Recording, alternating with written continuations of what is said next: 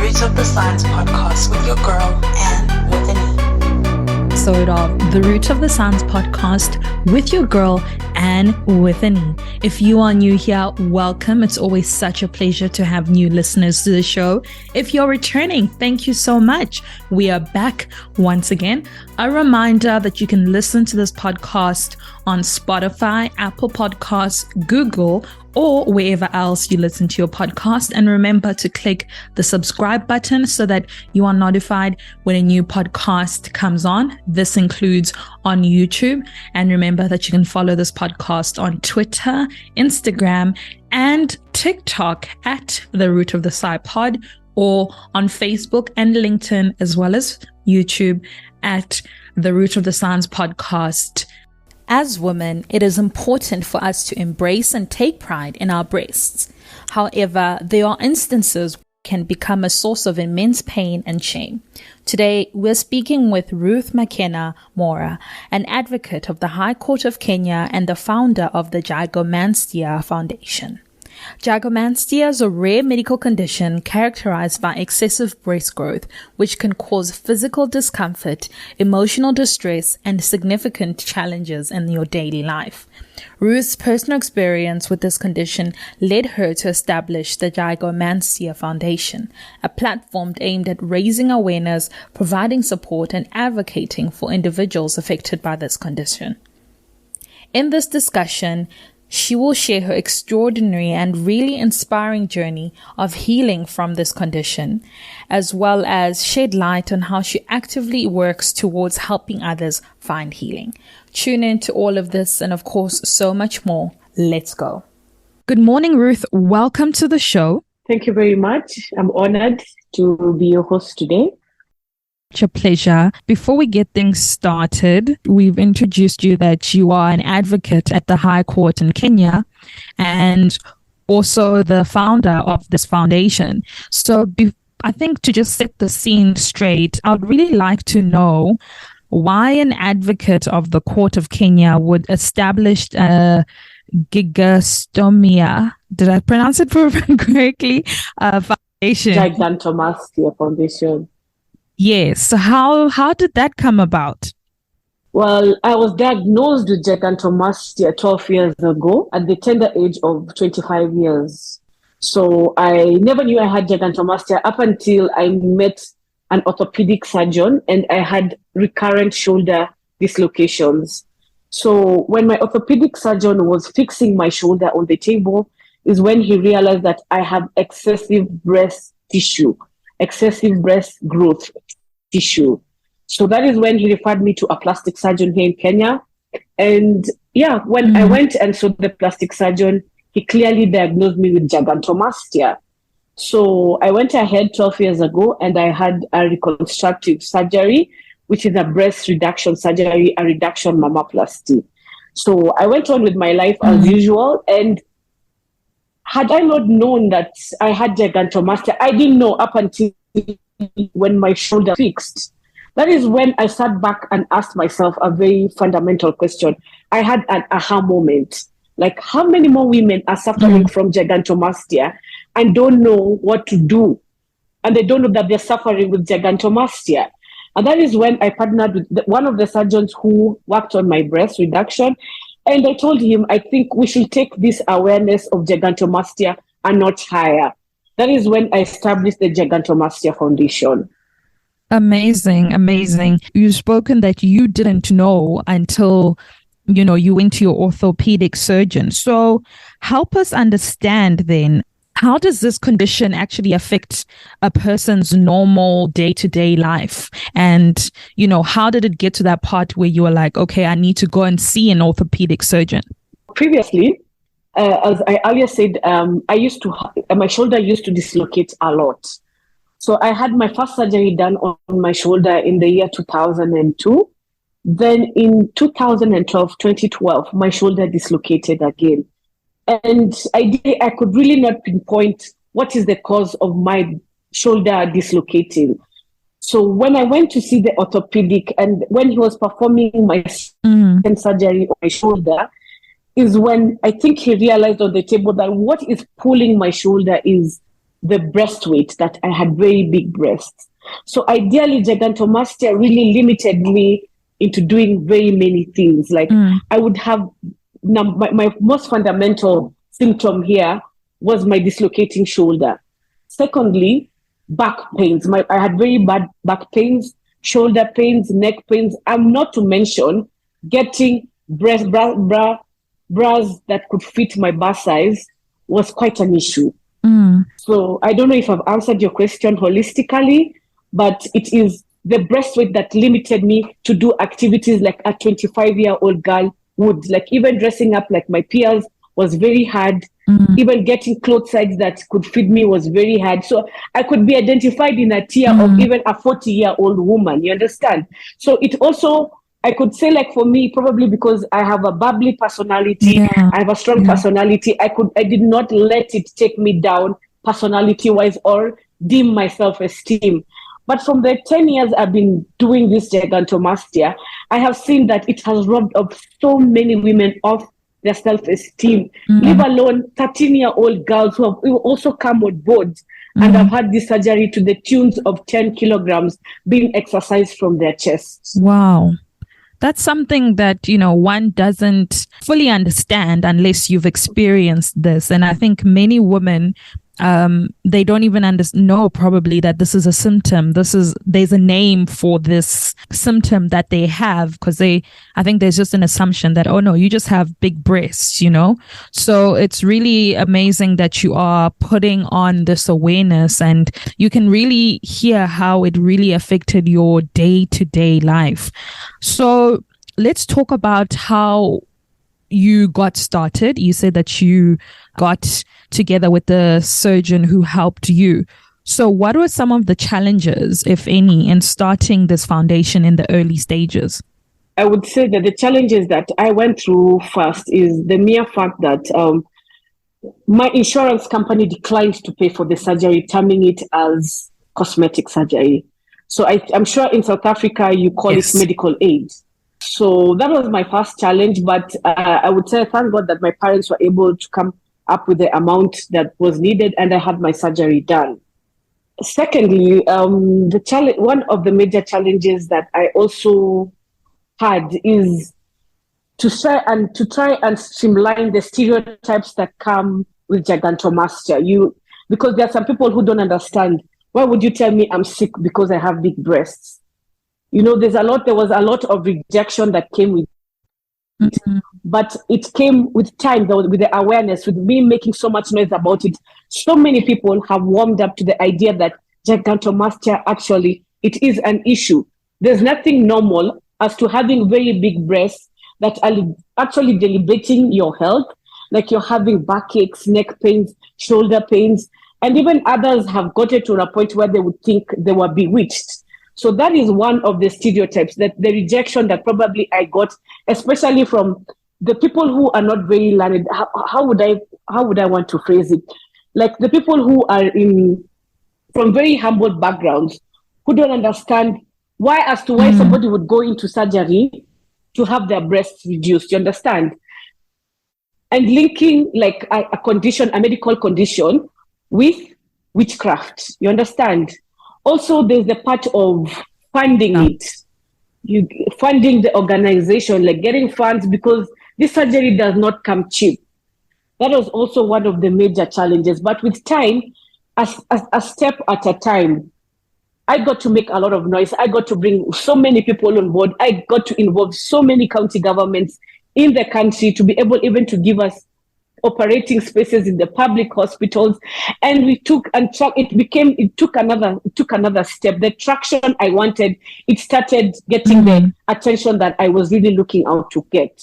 No, amazing. So yes, you can, I think, touching on that stereotype, touching on the cultural aspects of, like, women are being bewitched. So how did you said that the medical aid was an issue and to get the funding. So how were the funds raised? Was it after you making the noise about what you want to do? Eventually your medical aid accepted, or how did that happen? My medical aid did not accept to pay for my surgery. As I said earlier, my parents had to pay off pocket. So it is a push and shove that I'm also trying to have with the medical aids in my country to try and really understand that a woman getting a breast reduction has nothing to do with cosmetic. It is indeed a medical condition that needs to be given the attention that it deserves. So how far are you now, given that you've got your own foundation? Where are things, as it stands, when you are advocating for the women in your foundation to get this type of surgery, or rather the people? So actually it's been 10 years of me doing this, and every day we have cases whereby we have well-wishers who come in and even pay for patients. The patients who even can get a certain amount of money to have the surgery done, if not full. Wow. So we try and accommodate these patients to come in and have the surgery done. And then, as I said earlier, even the minors from ages 13 to even 15, they do suffer from gigantomastia. So at this juncture, I take it upon myself to even go to the county governments and ask them to assist these young girls, leave alone from having the surgery done, and even extending a helping hand to these girls going to school. Because you can imagine a 13-year-old has dropped out of school because of this very big breast. Wow, sure. No. So the stigmatization that this girl has gone through. So we also try to make sure that after surgery, where are we leaving the girl child at? Are we just having surgery and letting the girl just go back into the village? No, we want to follow up. Like, if this girl has finished school, we ensure that they go to secondary and also try and incorporate them to go into university. So the Gigantomastia Foundation does not only solely lean on the surgery, but also an empowering the girl child to continue living a normal life like they should. So it's like a holistic approach from the beginning and all the way through. Yes, you have hit the nail on the head. It is a holistic approach. And also, I think that let's not entirely look at gigantomastia from an aspect of the women. Also, men suffer from gynecomastia. Men suffer from male breasts. So you can imagine, if a woman is feeling this way, how does a man who is developing breast feel? So we also have a tier of men who we handle, who we come in and we have the surgeries done. Wow, that's true. I was going to ask if there was, or this was only a woman condition, but you're absolutely right that the amount of stigma and shame that the men who have this condition might also have. And I think that's where it also goes into take it as a holistic approach, that even after the surgery, what happens to them. So since you said that, do you work with other practitioners? You are a lawyer, right? And then you have the medical people. So in your foundation, does it involve various different types of professions to achieve this holistic approach?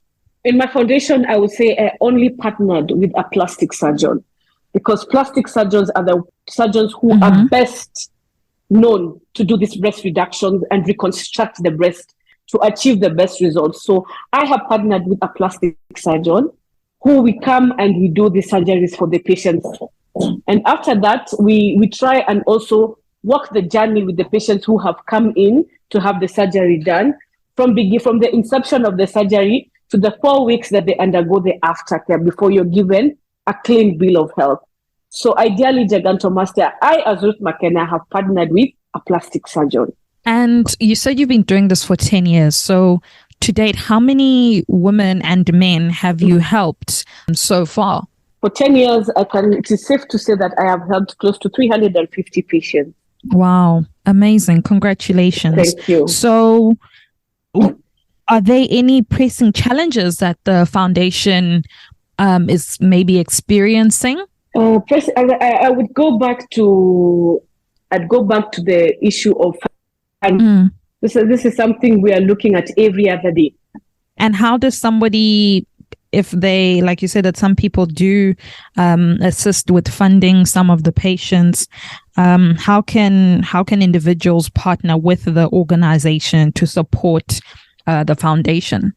We mainly have slots from we have a on Facebook, Instagram, and on on Twitter.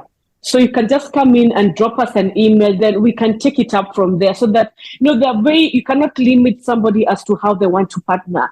You could have a conversation with somebody on a one-on-one, and we can be able to describe to them, like we have cases where we probably could have a patient who is in dire need. And you can come, we can go out and say that this patient who is in need. And if you, like Anne, you would want to come all out to assist this patient, we can engage you on a one-on-one and see how you can assist the patient and up to what level. You understand? No, this is fantastic work. We will definitely put up your the information for people who would love to partner up with you. So this is specifically based in Kenya, correct? Yes, this is specifically based in Kenya, but over the past 2 years, I've also been having patients coming in internationally from the UK, from our neighboring countries, Tanzania, Uganda, Malawi. We are having, and needless to say that you're from South Africa. I'm getting an influx of so many women in your country looking out to have this surgery done. So my clarion call to you is that if we could also partner from the Kenya to the South African team, if we could even have a day whereby we could partner and have these surgeries done for most of these ladies in your country to be assisted, because I can say I have so many, like as recent as today in the morning, I had 3 ladies from, are you in South Africa? I'm from South Africa. It is my clarion call that if you could also incorporate that this gigantomastia, you could make so much noise about it, even in your region, for people to know that there's help at a certain place that they could go and get the surgery done. No, for sure. Yes. For sure. And I think more awareness is needed because, like I said, I did not even understand until after we read up about you, about this condition. So with that being said, what is the vision that you have for the foundation? I know you've already started taking international clients, etc., but where do you see this going? But because you've already stated that there are people here in South Africa who are willing and looking for a place to get help. But if you had all the capacity, no limitations, where do you see this foundation going? God willing, I see me building my own hospital, and a very prestigious, state-of-the-art hospital. I dream, there's this writer who once said, dream big until your dreams shake you. So I think my dream is just about to shake me. I want to build a very big hospital whereby we can accommodate gigantomastia patients and have the surgeries done day in, day out. That is such a wonderful dream. And like you said, God willing, from your lips to God's ears, I'm sure it will happen. And honestly, you're doing such amazing work, Ruth. And I love how you did not stay in your box, because you could have just been a lawyer and going on, but clearly something was put into you, and your trial really became a platform for you to help so many people. And I am so excited to see what more you are going to do, because I believe that, all of these things, like you said, the dream is very much attainable. Yes, the dream is very much attainable. And as they say, the sky is not the limit when there are footprints on the moon. So I'm being very optimistic, and I want to be very steadfast in continuing to blow up this noise, in continuing to spread the word of gigantomastia. And I'm very grateful that, and I'm thankful that the word has spread ideally out of Kenya into East Africa. Very grateful that, and I'm thankful that the word has spread ideally out of Kenya into East Africa.